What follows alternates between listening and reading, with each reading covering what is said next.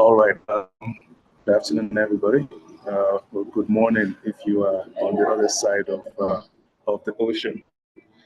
I want to welcome everybody to week 2 of our seminar series on roadmaps to scholarship and graduate study success. We started this last week or 2 weeks ago, basically to help some of the graduating students here at Kabbalah University to get some insights, resources, as well as connections into how to go about graduate studies overseas. And last week we were able to go to a very good summary of why you should, consider studying abroad, as well as some certain other factors that you need to consider. And like I mentioned, we'll be doing some deep diving this week, and for the rest of the next weeks, we'll be taking each of those topics, and we'll have our guests who is here already, Dr. Oluwaseun Ajayi, who is going to be taking us through a session today. If you look through the topics set on the WhatsApp group, we have said today we're going to be touching basically on how to find the right fit for your graduate studies abroad. I remember during the meeting last week, a couple of people mentioned the different parts of the world. But how do you know which is the best suited position or location for you? We'll be deep diving into that, and as much as he also wants to share. But before I hand things over to him, I just want to mention something. I put up some information on the group. If you are not part of it, please do make well to reach out to people. I think Owen or somebody else is going to put up the link in the chat. So if you're not part of that group, please make sure you do so that when those information are passed across, you have real-time access to it. And then somebody says, thank you, doctor, we will try our luck. I don't believe in luck, all right? I believe in hard work, and I believe in prayers and God, all right? So I want you to put in the best efforts, all right? It is not a matter of luck, all right? If you do the right things, if you follow the principles that are set to you in this seminar series, I am sure, at least to a very large extent, that you will make very good success out of it. So it's not a luck thing, all right? Don't leave your stuff to luck, all right? If you leave it to luck, you might end up gambling. All right, and we don't want you gambling. All right, so without much ado, what I want to do quickly now is to introduce our guest speaker for today, and turn things over to him. He's a very dear brother of mine. We went to the same university for our undergraduate studies. I think he went to Jamaica, if I'm not mistaken, for his masters, and then we both studied in the U.S. for our PhDs. He's currently in the U.S. at the University of Cincinnati as a postdoctoral fellow, where he investigates the sleep biology and its potential role in insects of medical importance, including mosquitoes and kissing bugs. This is why I called him here, because outside of his research, it provides information as well as mentorship, all right, on graduate school applications to students from underrepresented backgrounds, especially African students. And through his scholarship advocacy, he has founded and a platform called Society Connect that provides graduate school guidance to thousands of participants through quarterly Zoom meetings and Twitter spaces. All right. When people come to me for one-on-one mentoring for graduate school, I tell them I had a very, very unique experience getting into graduate school in that I had interactions with a professor who saw potential and decided, all right, come over, come join me. So I didn't have to go to as many hoops as other people do. So when people tell me about things like SOP and stuff like that, I'm like, I know people have to write it, but I didn't have to, go through all of that, to get my graduate admission done. But he's one person that I know has helped a lot of people, to fulfill their dreams of studying abroad. And when I'm talking about fulfilled dream, talking about getting scholarships, not just ordinary scholarships, but get into the right fit for them. You don't want to get to a place where after you've got it in, it becomes a problem for you. All right. So he's going to talk about some of that. And I believe towards the end, or maybe during his presentation, he would also share those links. I want you to go ahead, go join his Twitter page, go join Scholars Connect. They usually host events regularly. I'm aware of that. I see that most times when I'm on Twitter. And if you want to, I don't know, it's going to open to one-on-one mentorship, but if he wants that, it's going to also let you know. All right. So without much ado, let me turn things over to Doctor Ajayi. Over to All you, right. sir. Thank you so much. Yeah. All right. Good morning, Dr. Odrebo. Thank you so much for. Can you all hear me? Yes, I can hear you. Yeah. It seems there's a background noise from your end, so if you can mute yourself, sir. All right. Thank you so much, everyone, and thank you for joining this space. Before I proceed, I would like to appreciate my brother. Uh, he's a senior colleague. Like he said, we've known ourselves for a very long time. I think, if I'm not mistaken, it's over 16 years now that I know that, we've been in relationship together over 16 years. We attended the same university, like he said earlier, and we actually, you know, we attended the same fellowship, not just the same university. We had the same fellowship together. I mean, campus fellowship.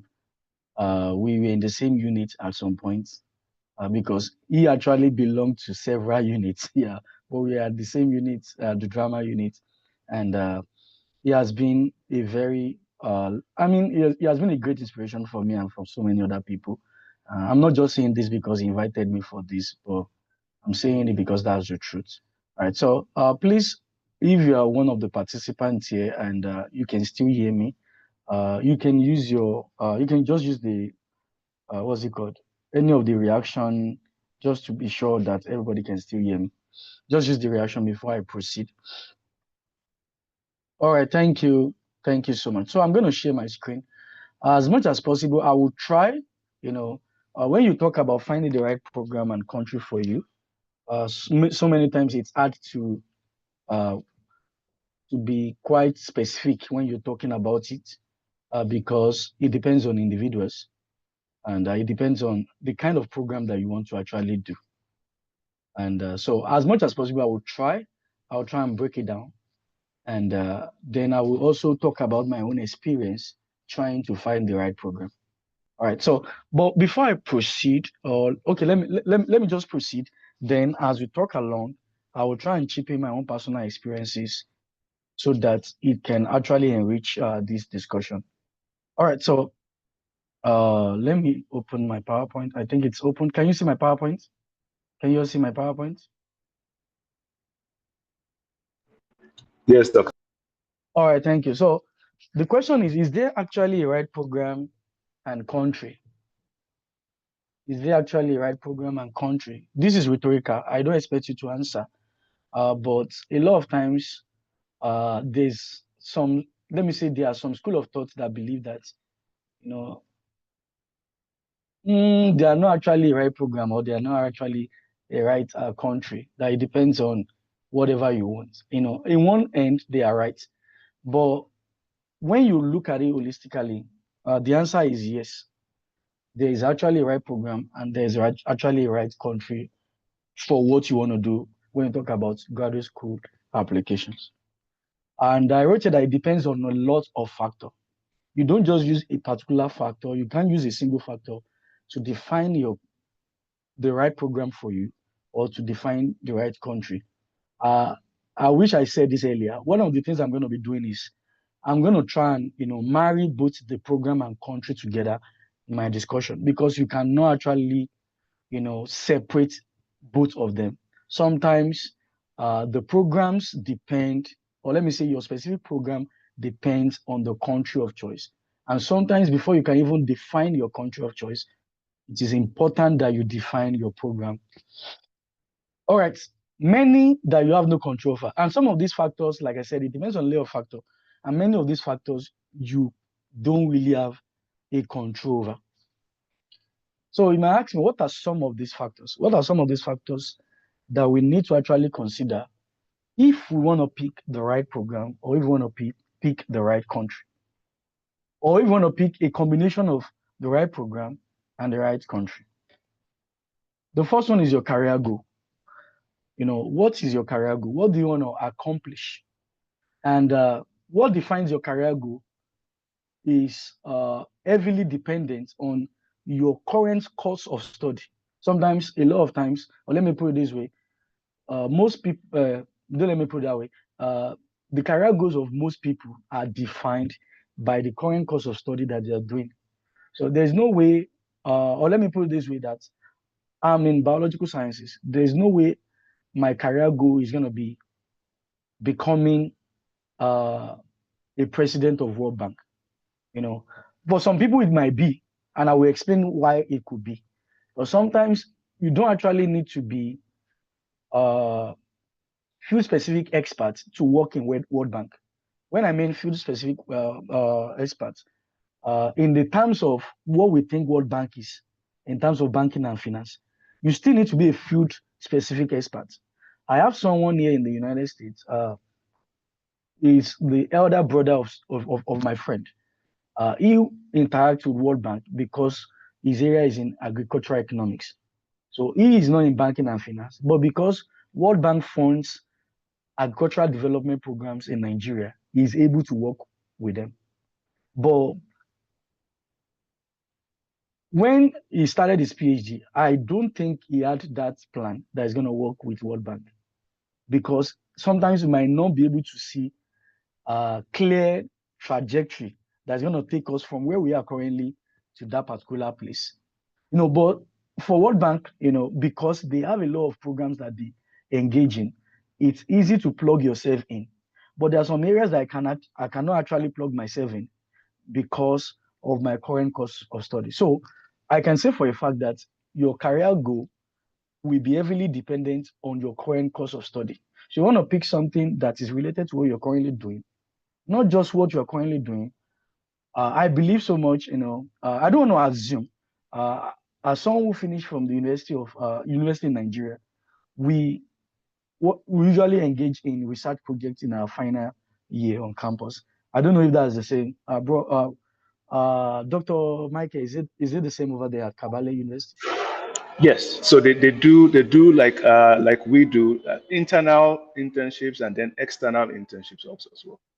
All right, thank you so much. So you define your career goals based on your project. Sometimes you define it based on your project, or sometimes you define it based on a particular interesting course module that you took during the course of your study in the university. A lot of times people do that. I've seen a lot of times. I'll give an example. I have a senior colleague of mine back home in Nigeria. His area of research was actually in plan. I mean, Dr. Dreber will understand what I mean. That when they are fixed supervisors to students in Federal University of Technology, Akure, a lot of times they do it randomly. They just in my own department, what they do is to, they arrange the students alphabetical order. They now assign them to the professors, or let me say the lecturers, based on rank. So it depends on your name. If your last name is A, you're likely going to work with someone, depending on how sometimes they flip the rank. So then they flip the rank. So what I'm saying is that sometimes people get assigned to supervisors whose research area is not something they are not actually, let me say, they are not interested in the first place. But sometimes along the way, they fall in love with it and they start doing it. So, but for this particular person, his research was in plant biology, and that was not an area he finally did his PhD in. He did his PhD and masters in environmental science. Sometimes some people might say, oh, there might be a link. There might be a direct link. Yeah, sure. There might be a direct link. But what I'm trying to pick up from here is that sometimes you can define your career goals, based on a particular interesting module that you took, during the course of your undergraduate study. Or sometimes, for most people, they use their research projects during their final year on campus to define their career goals. All right, so the question now you want to ask is that, will this program fulfill my career aspirations? So, for example, I want to, when I started off, as a, so let me explain my own journey so that you understand why this point is very important. I work with someone during my final year on campus. I work with someone who was in the area of parasitology, but this person also worked with insect vectors that transmit diseases. And so we work with mosquitoes, and the idea was for us to use locally available plants to control mosquito larvae. So that was the idea. And from that particular research, there are several things you can pick up from there. There are several programs you can pick up from there. There's the aspect of plant biology, where you have to do with plant synthesis. How do we synthesize chemical compounds from plants that will help us to treat, in my own case, this is to control mosquitoes, but, someone can take it a notch higher to treat other diseases. So that is one aspect that you can take out from there. So if my own career aspiration is to become a plant scientist, my research is a very good foundation that provides me that, requisite knowledge, or the prerequisite knowledge to pursue that particular, career aspiration. So the question I want to ask yourself is that this particular program that I want to sign up for, does it fulfill my career aspirations? I want to start synthesizing plants. I want to start synthesizing plant materials to treat, diabetes, for example, to treat some of these terminal diseases. Then the second leg of my research is to understand that we are trying to be eco-friendly. So instead of, promoting the use of chemical insecticides to treat or to control mosquito larvae, now we are trying to use plant-based chemicals that are more safe, or that will quickly degrade in the environment without impacting the ecosystem. So for someone like that, someone might be thinking that way of, okay, let me look for a program that is in the area of environmental sustainability. Can you see how a particular research can go in two different directions? And that's why you have to be creative. So the question now you want to ask yourself that, okay, if I want to do this program, MSc plant biology, MSc plant physiology, or PhD, whatever it is, biotechnology, will this program actually fulfill my career aspirations? What do I want to become? And that's why it's important that you define that as early as possible. All right. So the question is, can this program be a springboard to my future goals? Dr. Dweber was saying something the other time that, for me, Jamaica was more of a springboard. What I did in Jamaica is not what I'm currently doing as a scientist right now. When I went to Jamaica, my program was occupational and environmental safety and health, because I have an idea of, like, let's look at eco-friendly ways. So my idea was more of environmental health. How can we, help the environment? So that actually also came out from my bachelor's thesis, understanding that we can use plant materials that are safer for the environment. And from that, I was able to now say, okay, let me look for a program in environmental health. So I tried several options. I look out for the United Kingdom. I applied to the Commonwealth scholarships. At some point, maybe next week, when we talk about different kind of scholarships, I'm going to go deep into that. So I applied for Commonwealth scholarships, but I was not able to, get that. So I now saw this particular program, occupational and environmental safety and health. So it was double-breasted, if I can put it that way. So there's an aspect of the occupational health, and there's an aspect of the environmental health. I was much more interested in the environmental health aspect because I already have a background. Because everything I wanted to do was in the area of environmental biology at that point in time.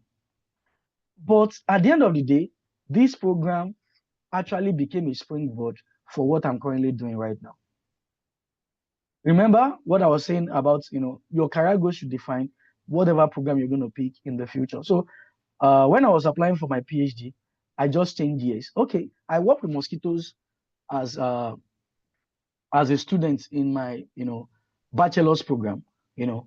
I can actually look for another lab also still doing something related to mosquitoes. But right now, I'm looking for something better. Okay, still in the area of eco-friendly method of control.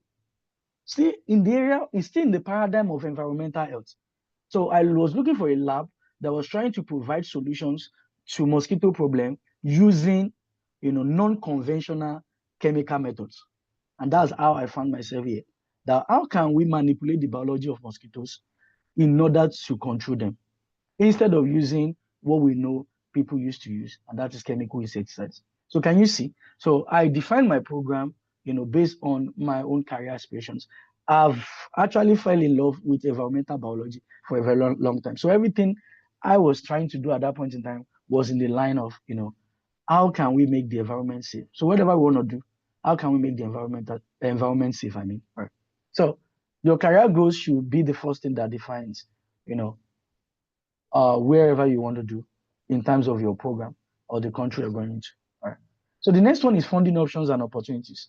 People will say, go where the money is, and that's correct. Go where the money is.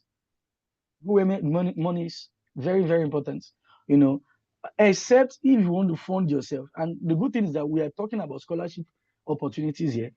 Everything around what we are going to be discussing for the next couple of weeks is about scholarship. So I believe that I'm talking to the right set of people who are not trying to self-fund themselves.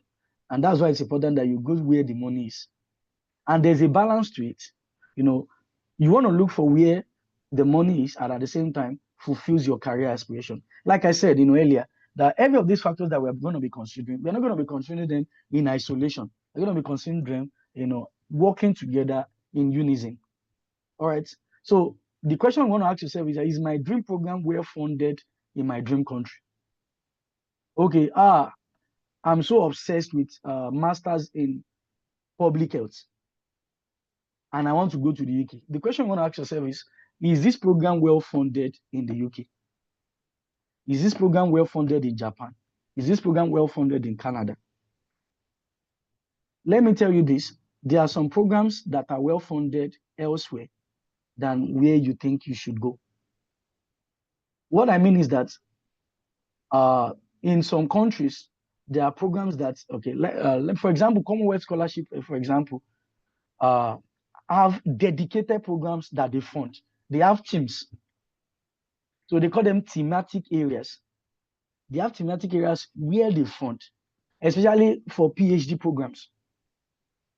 I'm talking about the Commonwealth Scholarship for PhD, where your Ministry of Education will either nominate you or your university will nominate you. This particular program are specific areas. They have thematic areas that they actually fund. Okay, let me even bring it back. Commonwealth Shared Scholarship. You can write some of these scholarships down. Commonwealth Shared Scholarship, for example, have specific programs. They will even tell you some specific universities that you must consider. So the idea is that you want to ask yourself, if this program is what I'm interested in, is this program well funded where I want to go to? You need to ask yourself that question. Then the question now is, are there alternative programs that are also funded? Like I explained using my undergraduate thesis, I was able to break my undergraduate thesis into two areas that I can divert into. So I can decide to divert into plant science, or I can decide to divert into, environmental biology. Interestingly, I can also divert, and that's what I did at the end of the day. I can divide it into insect science, and that was what I did. Because I work with mosquito. Let me explain. I work with mosquito. I work with plants, and at the same time, the idea of working with plants to control this mosquito larva was to make the environment safe instead of using chemical and pesticides. So at the end of the day, my undergraduate thesis was divided into three areas that I can decide to, funnel my search into. So I can decide like, okay, if I'm interested in the plant aspect, okay, why not apply for a program in plant science or plant biology generally? Okay, if I'm interested in the insect part, why not apply for a program in insect biology, entomology programs, general biological sciences program, where the advisor or the PI is in the area of or working with mosquito and any other insect pest. Then the third area is that, okay, since I'm using plants in order to control these guys in an eco-friendly manner, can I look at environmental biology? So those are the areas. So you want to think about alternative programs that are also well funded. So another one is other important considerations. And this is very important. And you want to ask yourself, okay, if I go to this dream country of mine, are there job opportunities after I'm done? There are some countries that have better job opportunities than the other. I'll give an example. So I have a family friend here, this person, they went to Switzerland. And, okay, so what I'm trying to say with this example, so that it doesn't look like I'm trying to talk bad about any country. That's not my idea. But what I'm trying to say is that some countries are immigration friendly than the other. So if you are here and your idea of going to scholarship, or sorry, your idea of going for graduate programs outside of your country is to, get the requisite skills and expertise and come back to your country, good for you. But if your idea is that, you want to still, find a way of establishing your feet wherever you find yourself, you want to also consider that. So are there job opportunities for you? Are then immigration options? What immigration options does this particular place offer? These are the kind of considerations you want to put into place. There are places that no matter what you do, they are not immigration friendly. Japan is one example. It's very, very hard for you to, especially if you want to get into academia, it's very, very hard for you to, as a Black person, it's very, very hard for you to really, move up the ladder or get a very good job in the academia over there. Are there exemptions? Yeah.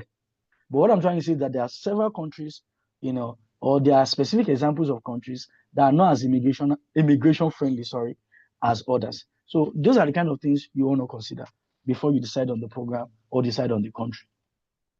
All right, institutional choice. Sometimes some people have childhood dreams. Oh, I want to go to Harvard. I want to go to Oxford. It's good to have such lofty dreams. There's nothing bad in there. So that might also be the reason why you want to choose that program. So that might actually be the reason why you want to go to that country. If my childhood dream is to end up in Harvard, then I'm not going to be applying to UK. I'm going to be applying to the United States because I already had in mind I want to end up at Stanford University. Or even if I'm applying to UK, I'm applying to UK with the mindset that I'm going to pivot from UK to the United States. So your institutional choice also plays a role. Maybe you have a childhood dream that this is where you're going to be. Like I said, all of these factors play into themselves. So you can't just pick one factor in isolation and use that to decide your program or decide your country. But they are also very important that you consider all these factors, working together for you to be able to come up with, a decision on where you want to end up. Then global ranking. I mentioned something related to immigration the other time. Some immigration visa actually require this, like the global talent visa in the United Kingdom.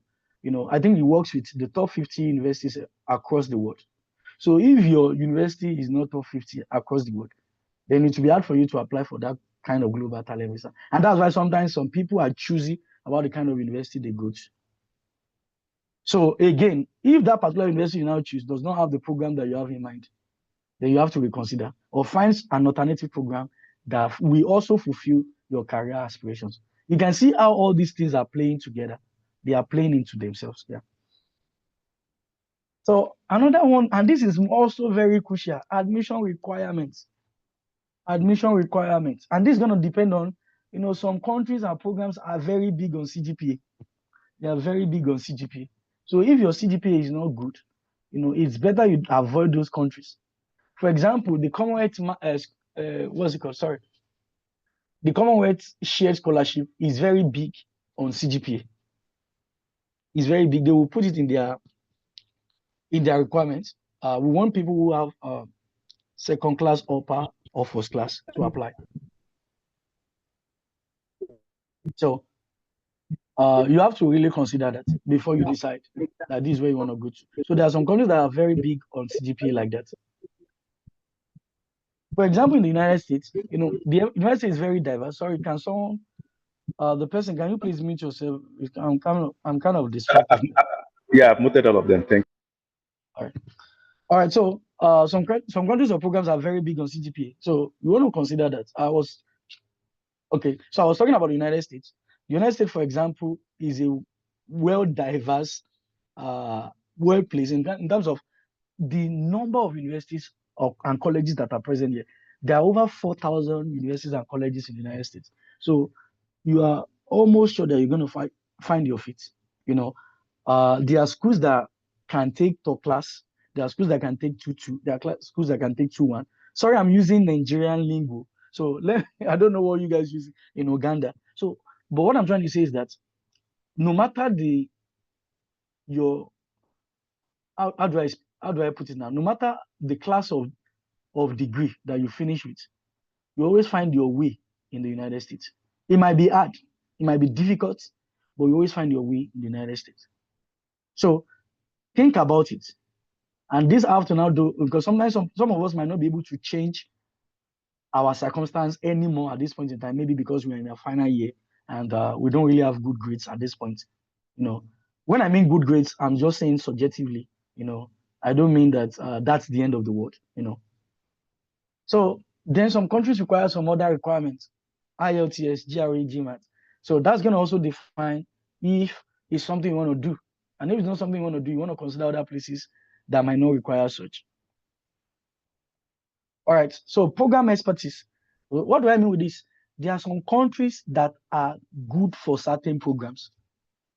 Or what I mean is that if you do your program in certain countries, you have more recognition than when you do it in other places because of the quality of the program. For example, UK is the best country to study master's program in management. If you want to do any management course, UK is the best place to do it. The US and Japan have the best universities to study biological sciences. So you want to think about this. China, for example, has the best program in agricultural sciences. China, for example, go and look it out there. They have a lot of very good programs in those areas of agricultural programs, agricultural sciences. US also has very good programs in agricultural sciences because of the number of industries here that needs the input of what's it called, institutional input to improve whatever they are doing in terms of agricultural production. So you want to think about it in that regard. So like I said, some countries have strong expertise in certain programs. So this should define where you want to go to. Sorry, I think there's a. Okay, so what about civil engineering and which country? I will leave that to to Dr. Drebo. He will have good answers to that. All right. So I'm just giving that an example, and the good way to find out is you can always search on Google. The good thing is that internet is free. When I mean internet is free, the information there are free. The cost for accessing might not be free, but there are loads of information online, that can help you in making some of these decisions. All right, so language requirements. So there are some countries that might require you to gain certain proficiency in language. So that might be a barrier. So if you're someone that you don't like language, or you can't learn language, or you find very difficult to quickly assimilate and learn some languages, you might want to avoid those places if you think it's going to be a challenge. For example, I know someone who went to Korea, and and that also depends on the program. They require them to learn at least 6 months and gain at least some proficiency in Korea before they enter into their program. And I'm sure Dr. Grebo knows about this example. One of our network. He went to China and he had to also learn Chinese. Some programs require that. For example, if you go to France right now, even though there are some institutions that require and that are English based, some other institutions they require that at least you have you need to get proficiency in French, I mean. And the apart from this, remember I said something about job opportunities. So, for example, if you go to France, I know a friend that went to France, and the only reason why he came back to or let me say, he didn't come back to the US. Actually, the only reason why he migrated to the US. So the reason why I corrected myself is because the person was never in the US before. Sorry. So the reason why he migrated to the US after finishing his LLM in France was because of the inability to get a job, because they require someone to have proficiency in French. So these are the kind of things you want to think about. Like I said, all these factors play, together. They all influence this decision.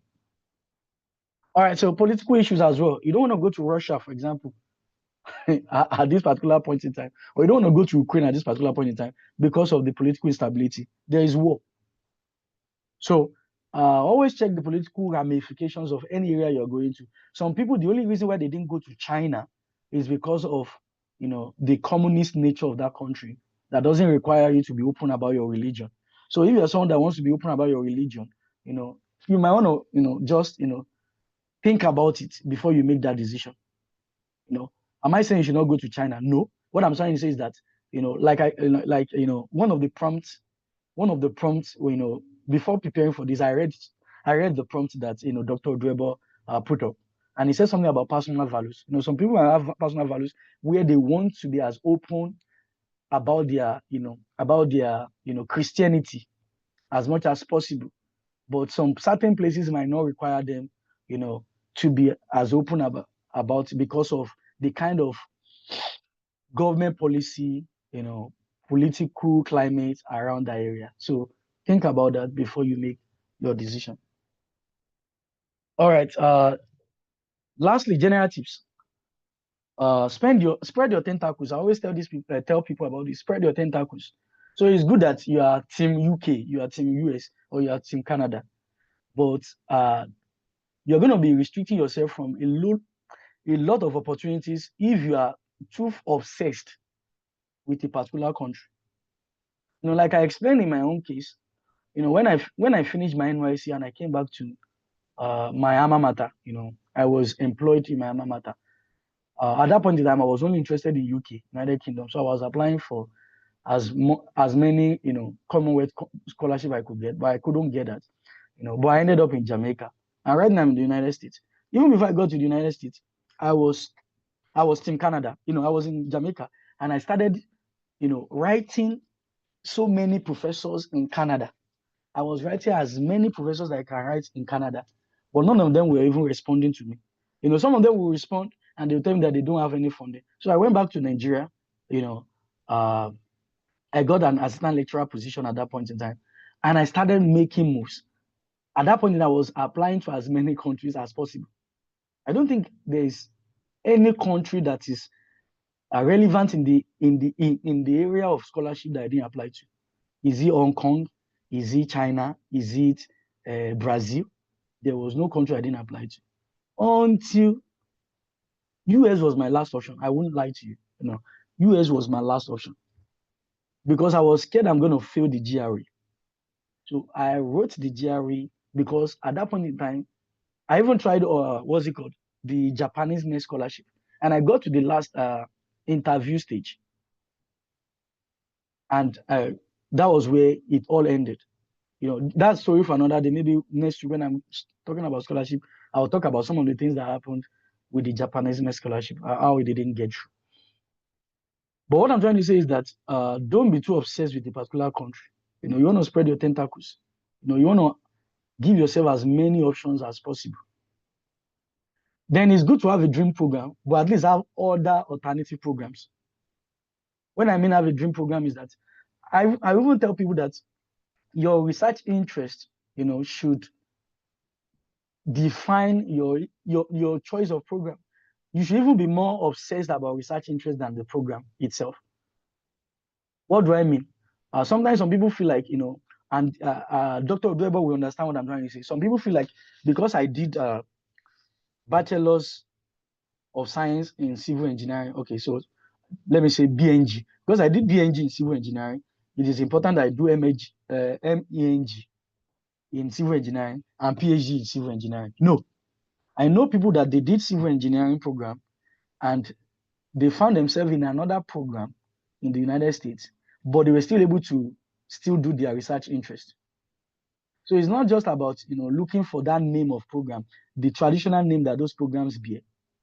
Oh, because I did bachelor's in biology, I must always look for a program in master's biology, PhD biology. No, you can look for other programs that will also fulfill the requirement that you need for your research interest. Research interest is the king here, except if you are only interested in third programs. There are some third programs that don't require research. But if your interest is research, you should be much more interested in research, like the research interest. And that will now define whatever program you want to apply to. Then learn to do your own work, internet search, asking others, people who might be in the countries that you like, ask them questions. What do I need to do? This program that I'm interested in, how best or how easy is it for me to get funded? What is the reputation of this university? What is the reputation in terms of, how they relate with international students? Those are the kind of things you want to think about before you make that decision. All right. Finally, what are the resources for finding your program? These are some of the resources you can use. If you go to findthemasters.com, it has,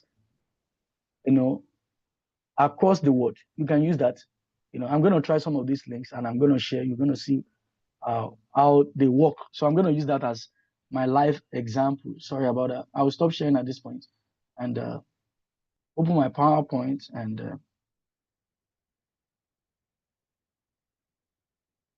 let me share my. Can you see my screen? All right. So I'm going to copy them and I'm going to show you how this website works.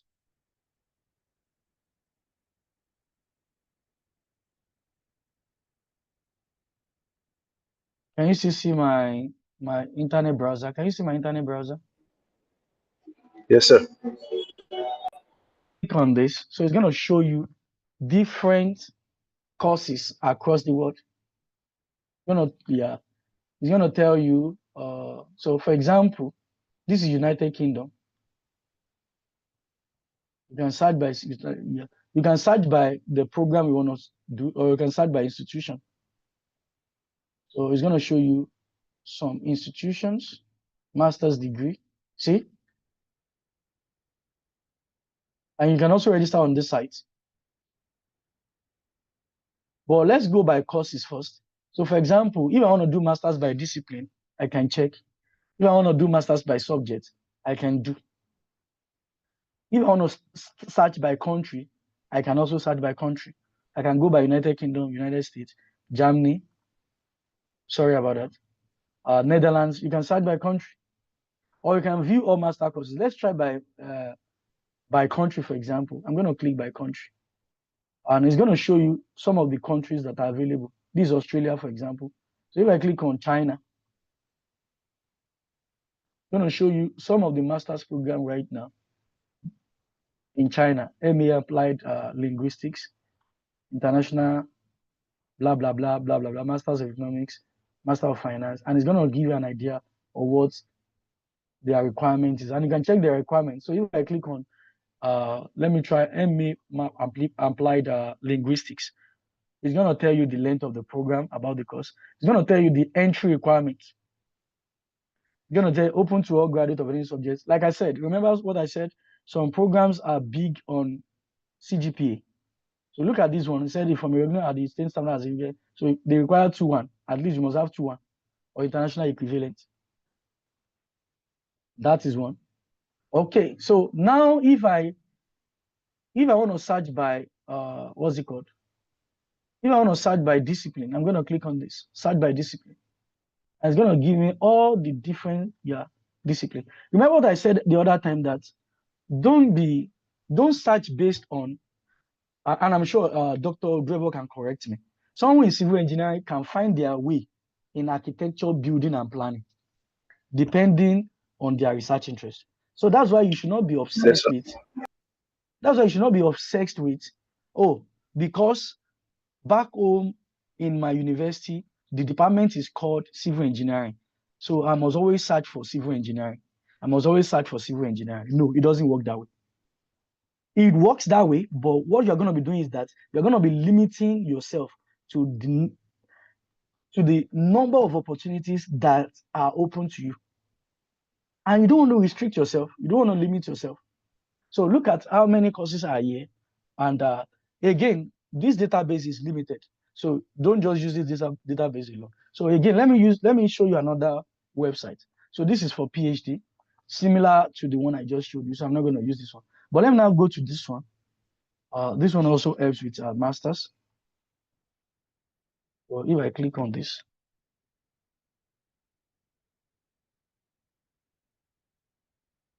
so again, this one also has different countries, and you can add your country. You can add any country you want to add. See, can you see it? Can you see it? You can add any other country you want. So, for example, if I'm interested in Brazil, so I'll go to Brazil and look at, at least have an idea of the program there. Right? And it's going to give me all the comprehensive list of universities in Brazil. If I click on this particular one, it's going to bring me to the page for Federal University of Rio de Janeiro. And I can pick the programs that they do. They showed me business administration, but I want more programs at that same university. And it's going to show you if they have scholarships or not. So right now, if I click on scholarships, they only have this particular scholarship called the Ghanaian scholarship. And they also have a Fulbright scholarship. But that one is in the United States. Yeah, maybe for whoever wants to. But this is the program right now for this particular. Like I said, some of these websites don't have everything. So I just want to use this website as an example.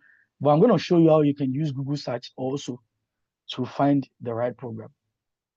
All right. So what I'm like about this is that you can check the duration of those programs. You can decide on, oh, I want a master's program that is 1 year.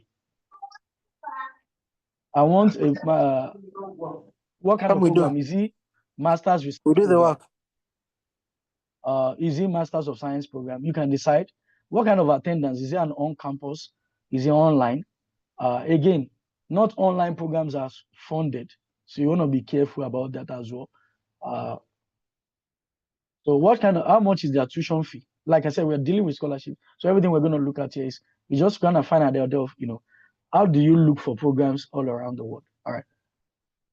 All right, let me also show you this particular this one. This is the one I like so much. Yeah. This is the best actually. It is called 4icu.org. So if I click on this one, it's going to show you all the universities across the world. I think this is the best database. It's going to show you. So if I go by Europe, let's go by Europe, for example. It's going to show you all the European universities by country and what kind of programs you can do there. It can even tell you the top 200 universities in the world. So I am in Europe currently. So I can choose by country. So it's going to show me all the countries in Europe. So for example, I want to search based on countries that are not as popular. So let me just do France. So France is going to show me all the different regions and the countries there.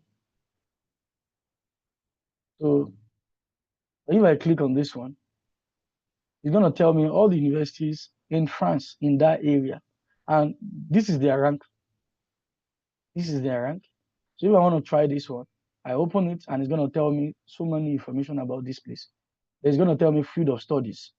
Oh, it's going to tell you, give an idea of, oh, they have arts and humanities, but they don't have at master's level.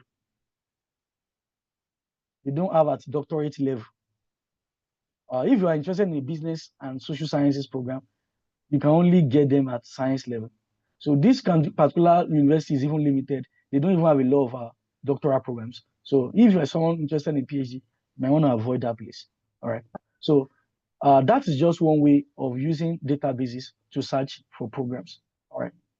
So I'm going to stop here and I'm going to show you how can we use Google. And I think this is the best bet because this one, you're going to use your keywords to search for the university yourself. All right. All right. So using keywords. Very. All right, go ahead. So, for example, I'm interested in biological sciences in the United States. So, I want to have an idea of universities that offer biological sciences in the United States. So, what I'm going to do is I'm going to say graduate programs, graduate programs in biological sciences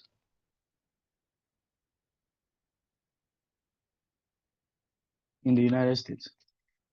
It's a very long keyword. Yours might not be as long as that. So you want to check.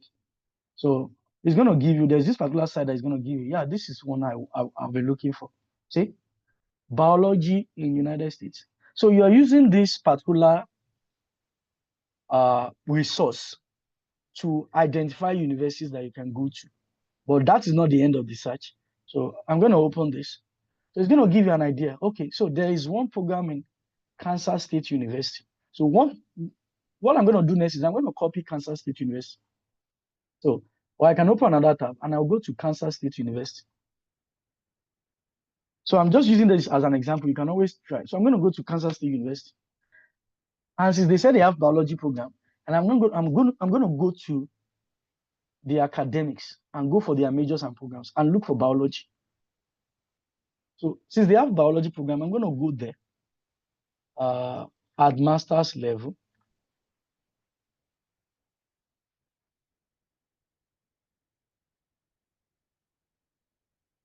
So there's a lot here. You can use the keyword over there. I was just too lazy to do that. So, so they have biology. This is it. So, for example, I'm interested in masters. I'm going to click on this. So, what do I want to do next? Admission requirements. So, I want to look at the admission requirements. Look at the admission requirements. Remember what I told you the other time, that if I want to know if Kansas State University is going to be a good fit for me, I want to look at the admission requirements. Do they have funding for me? So I'm going to look at their admission requirements. So look at what they need. Like I said, some places might be heavy on, I don't know if you can see where I highlighted. Some places might be big on CGPA. They tell you that they actually want 3.0 over 4.0 on a 4-point scale or equivalent for regular admission. And they put a clause, but applicants with lower CGS can potentially be admitted on probationary status. Look at this information. This information is also very important. Presence is given to applicants with undergraduate degrees in biology or other life sciences. So these are things that are very important you want to consider. So another thing you want to consider here is, I don't know if I can find it here. You want to look at, yeah, this is part I want to look at. As an international student, you want to also watch out for some information. Application must include transcripts, contact details of 3 professional references, and a personal statement of goods and experiences. But this is where I'm going to. International applicant must meet the KSIU graduate school requirement for English proficiency. But TOEFL IB scores greater than are preferred. Do you see that? So these are the kind of things you want to look at. There's one part that I'm looking forward to, I didn't see, and that is funding. I don't know why it's not here, but sometimes some universities will quickly show you where their funding requirement is, but which is not here, so I'm going to leave it out. But one thing you can also do is to reach out to the graduate program contact to ask information. Oh, how well is this program funded? How do I get funded? Do I get funded based on teaching assistantship or research assistantship? If it is research assistantship, then you need to reach out to a professor before you apply to that place, because the funding is going to be coming from that grant. If it is teaching assistantship, you don't actually need to reach out to anybody at that point in time. Even though I always encourage people to still reach out to professors, even if it is not required, because at the end of the day, if you're on a teaching assistantship, the funding is coming from the department. So these are the kind of different ramifications that you want to consider, when you're applying to universities. I don't know, because of our time, I promised our host that I don't want to spend too much time on this. So I will prefer to answer questions right now. Yeah. Thank you. Thank you very, very much, sir. That's been a very, very informative session. If you have any questions, please do well to put it in the chat at this moment. I think I will just start with going through the chat to answer somebody who said, "Oh, what about civil engineering? Which country?" Um, I am biased towards the side of scholarships. So I mean, US is still the in thing. If you're talking about innovation and research in terms of civil engineering, the United States is still one of the frontliners in terms, particularly because the US has scale. All right, the US on its own, I call it a continent made up of different states. So in terms of innovation, we might not be the best. I mean, there's a lot of innovation coming out from Europe, but in terms of turning innovation into ready markets, say from the lab straight to the field and ready to go, the US is one of the countries where you want to do that. All right. So if you have any questions, I mean, this would be a very nice time um, um, to put that out. And Doctor did a very good job. I mean, talking about language, cultural differences, immigration policies, and things like that. Those are some of the things you want to consider. When you're trying to make a decision on where you actually want to go. All right, we have one message here. Somebody says, "What if you want to get a scholarship? What do you or how do you go about it?" I think we're going to talk about that next week. So, Opio, I want to see you next week, okay? I don't want us to go into things that we're not, I mean, or dive into things that we'll still talk about next week. All right. So next week we'll talk about how do we go about getting a scholarship. Remember, last week we talked about making a decision that you actually want to study abroad. Like I said, it's a decision you have to make. All right. It's not going to fall in your laps. All right. You have to make a decision, and like we mentioned, the evidence of your desire would be seen in your pursuit. All right. So when you have events like this, when happen upon resources and things like that, you should pursue after it. Those are the things you should be pursuing after, because that's how we know that okay, this person actually really desires to study abroad and things like that. And today, doctor has done a very good job. I mean, what I'm going to do is once the recording is ready, I'll put it out. Please go ahead and watch it again. All right, those are things you need to consider. All right, some of you, I think somebody mentioned Germany last week. Are you ready to learn German? Some people, want to, they've seen the Eiffel Tower in France. Are you ready to learn French? All right, somebody who is, I don't know if doctor mentioned this. If you are not used to cold environment, all right. I mean, those are I don't things know. people want I to don't know how consider. that. I don't know how I missed that. And that's true. You want to consider the Yeah, weather. There are yeah, some people that because they don't like cold. Yeah, that's true. Yeah. yeah, because I mean, it's one of the reasons why I moved to Florida. Doctor knows. Doctor knows. My wife was like, she's not, because I got a job in Alaska. I got a job in Minnesota, and I was like, no. We have to stay in Florida. The weather is good. It's also a republic state. So Yeah. that's talking about the politics, and things like that. Thank you so much, Doctor. We appreciate it. I don't think people have questions. I think you've done a very, very good job. If there are any other questions, we would compile them and then send to you. I don't know if you can share your Twitter feed and then Scholarships Connect details Yeah. Yeah. with us. Yes, if you can do that here, that's fine. If not, we can always put it up on the group much later. All right. So please check in the chat. That is Matt Jason. I hope I'm pronouncing that right. All That's right. okay. All right. And AF Schools Connect. All right. So if you're on Twitter, also known as X, please go ahead and join. The reason why I want you to do that is not so that I can increase his followers, all right? Because he puts out a lot of useful information. All right, we are getting him to speak with us here based on the personal relationship I have with him. All right, he's somebody who is highly sought out for. All right, I mean, I can't mention anytime I'm scrolling through X and I see another scholarship seminar series and stuff like that. I always see his picture and I'm like, all right, yes, he's here again. All right, so he's somebody who is highly sought out for. All right, don't say, oh, because it's here. All right, go check it out. All right, go online, go to X, like it, follow him. All right, so that when he puts out information, because he's not going to remember you. He's not going to remember your WhatsApp group. All right. So, but if you are following him, once he puts things out there, when is the next session is going to be for the Scholars Connect, and any other information he has to put out there. All right, I don't want to waste much of our time. This is 1 hour right on the dot. Thank you so much, I think Doctor. I make a mistake with that one. So let me correct that one. Let me Okay, correct okay, this one. okay. Sorry, quickly before we close. So Yes, yeah, I I've can corrected delete. it. I can Yeah, delete. yeah. I can delete the No, chat. I've corrected it. Yeah. Oh, sorry. I think I deleted it. Can you put Yeah, it up again? I can put it again. Yeah. All Yeah. right. Sorry, I thought that was the wrong one. I always forget the handle. Okay, Sorry, that this is it. okay, Yeah. It doesn't have that X. okay. Yeah.